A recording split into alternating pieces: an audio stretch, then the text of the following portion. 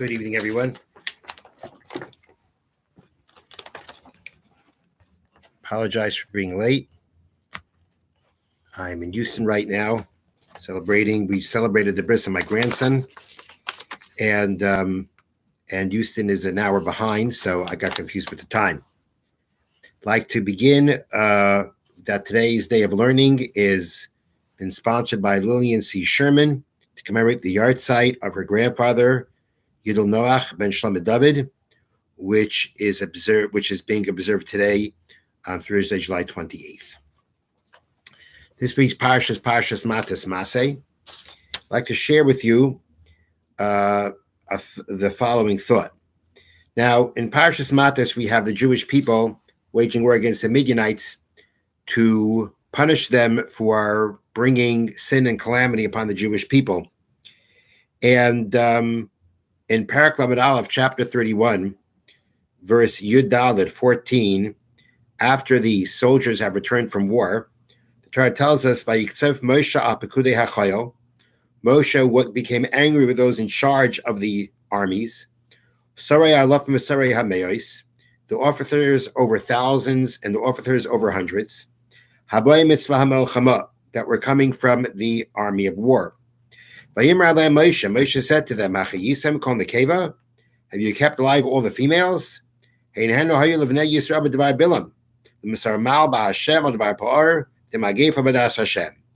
the ones that brought the Jewish people to commit treachery against God regarding the idol of Pa'ar, and there was a plague in the assembly of God. The females had seduced the Jewish men into idolatry, and therefore the fact that the soldiers left them alive was something that angered Moshe. Now, what is interesting to point out is the fact that the pasuk reads that Moshe became angry, and then it says, and Moshe said to them. The fact to repeat that it was Moshe speaking to them when he said, have you kept alive all the females? We know it's Moshe. That's how it begins. Moshe became angry at the soldiers, those in charge of the soldiers, the officers. It should just say, Moshe became angry, and he said to them, and we know who we're talking about. Why are we repeating again that it was Moshe? The commentary of Iznayim the Torah explains that the fact that the Torah does again repeat, Vayomer Aleichem Moshe, would sound like it's something new. There's one thing that Moshe became angry, and then there's another thing, something not a continuation of that, where Moshe is speaking to them, but in some way it's not a continuity of Moshe becoming angry. And the commentary of Iznayim the Torah explains that Moshe became angry, but then Moshe realized that when you're angry, you don't react out of anger. You don't speak out of anger. And therefore, he actually took a break, calmed himself down, gained his composure. And then he spoke, and then he rebuked the officers. So therefore, it says, Vayiktzov Moshe, Moshe became angry. And then there's a break, because Moshe is coming down. And then it says, and Moshe spoke to them.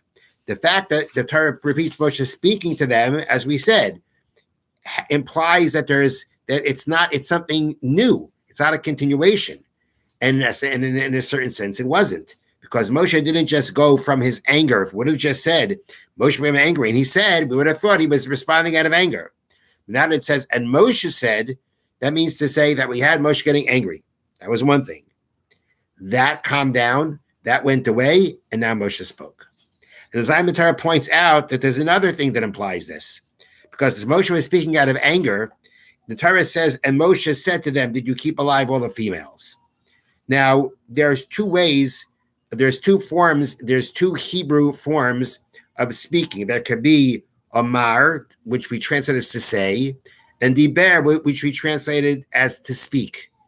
And we find that the word Diber is used when one is speaking forcefully.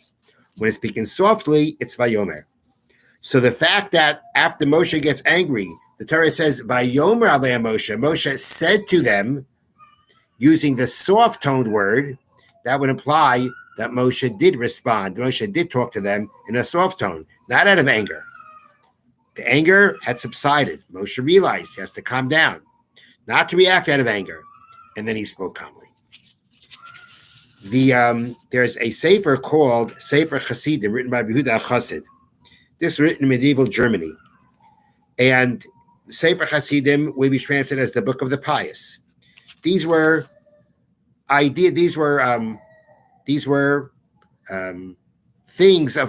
concepts of piety. And in Sefer Chasidim is related the following amazing story. There was once a son who was extraordinarily respectful to his father.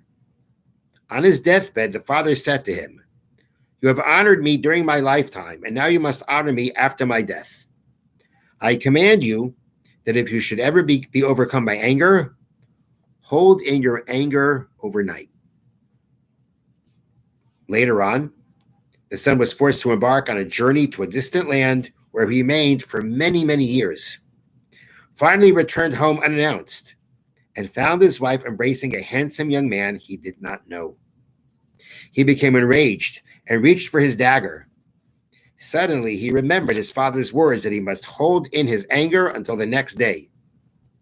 And it's a good thing that he did hold his anger in, because he was shocked to find out that when he left his wife so many years ago, that he had left her pregnant. And this young man she was embracing was none other than his own son. That's the story that the Sefer Chassidim brings to show this idea of how important it is not to react out of anger. A person gets angry, stop. Wait till the next day to respond. Wait till the next day to react. Because when we react out of anger, it could have very serious consequences. Another thought I'd like to share with you comes from next week, the second parsha. This week's parsha is Matot-Masei. It's a double parsha. The first thought I shared with you is from Parshas Matos, and now a thought from Parshas Masei. So in Parshas Masei, Parak Lamed Gimel, chapter 33, Psukim Lamed Ches through Mem, 38 through 40, read the following. Vayal Aaron HaKohen el Har HaHar. The Torah is repeating how Aaron, the Kohen, the high priest, went to Har HaHar, Mount Har, Al Pi Hashem, by the command of God, Vayam Hashem, and he died there. B'shnas Hararboyim L'tzeis B'nei Yisrael Meretz Mitzrayim, in the 40th year of the Jewish people leaving Egypt, B'chodesh HaChamish B'echad LaChodesh, in the 5th month, on the 1st day of the month. Aaron B'sholosh V'esra Ma'ash Shana, Aaron was 123 years. B'Maisei B'Har HaHar, when he died on top of Mount Har. Aaron ben Shalosh V'esra Ma'ash Shana. I'm sorry, I read that. Vayishma Knani. Then after talking about Aaron's death, the Torah tells us, Vayishma Knani Melech Arad, and the Canaanite king of Arad heard, V'yoshev B'negev Beretz Canaan B'voy B'nei Yisrael, and he was sitting in the southern part of the land of Canaan, where the Jewish people came. Now, Rashi comments, the Torah just mentions Aaron's death, and then it says, and the Canaanite heard. Doesn't tell us and what happened after that. So Rashi tells us that really the Torah here is going back to an episode that took place in Parshas Chukas.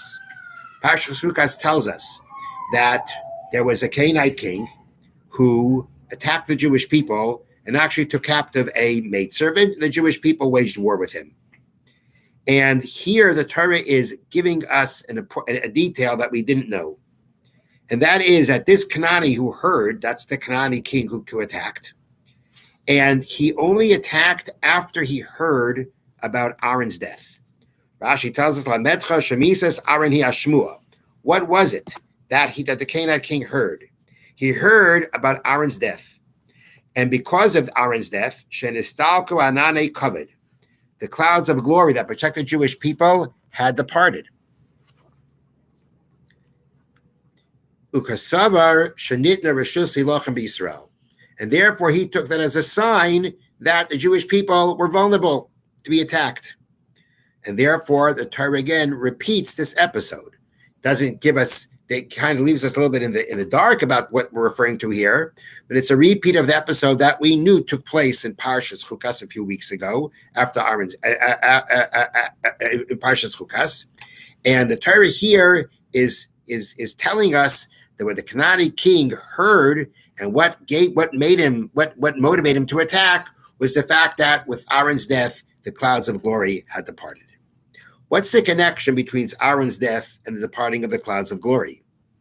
And the answer that's given is because that we are taught in Pirkei Avos, the chapters of our fathers, that Aaron was Oyev Shalom v'Roidev Shalom. Aaron loved peace and pursued peace. Pursued peace means when Aaron would find out that people were quarreling, he would go out of his way to be a peacemaker between them. The Medrash tells us that when Aaron would find out two people were fighting with each other, he would walk over to one, let's call him Ruvain, and say, Ruvain, I was speaking to Shimon, and he's really, really upset that he got you angry. And then he would go to Ruvain and make up the same story and say, Shimon is real. He would go to Shimon and say that Ruvain was really upset about how he got you angry, and he really wants to make peace with you. And then the two of them would see each other, each one thinking that the other one is apologizing for what they did wrong, and become friends again. So this is what Aaron did. Aaron promoted peace amongst the Jewish people, and in his merit, peace and tranquility came to the Jewish people with the protection of the clouds of glory. Now, I gave you an example, or I explained to you, what does it mean that Aaron pursued peace? That means he went out of his way to be a peacemaker amongst people. The commentary to Tiferes Yisrael tells us another meaning to what it means to be Rodev Shalom, to pursue peace. And he explains, it says, Ohev Shalom, Aaron loved peace. What does that mean? Don't cause arguments between you and another person. You love peace. If you love peace, you don't cause quarreling. Aval gam tirdev shalom. But not only do you love peace, you pursue peace. Why is that? That means when your friend is wrong, and that has caused a quarrel between the two of you.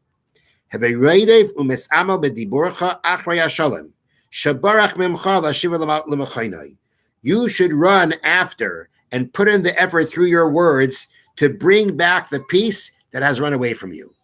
Meaning, Oyev Shalom, you love peace, means you make sure there's no quarreling. But let's say a quarrel has broken out. Even if it's because your friend is wrong, you should run after Shalom. That means the Shalom has run away from you. It's been away from you. You now have to run after it to bring it back to where it belongs. Being Rodev Shalom, pursuing peace, doesn't just mean to go and be a peacemaker between other people quarreling. It means if you've gotten into a quarrel, and even if the other person is wrong, you run after the peace. You work to be the peacemaker. You make sure that the peace that has now run away comes back to its proper place. When you pursue peace, it means you pursue peace not only when there's a lack of peace amongst others, but even when there's an issue of peace with you and another person, you got out of the way. You make the initiative to bring peace back to where it belongs. Have a wonderful Shabbos.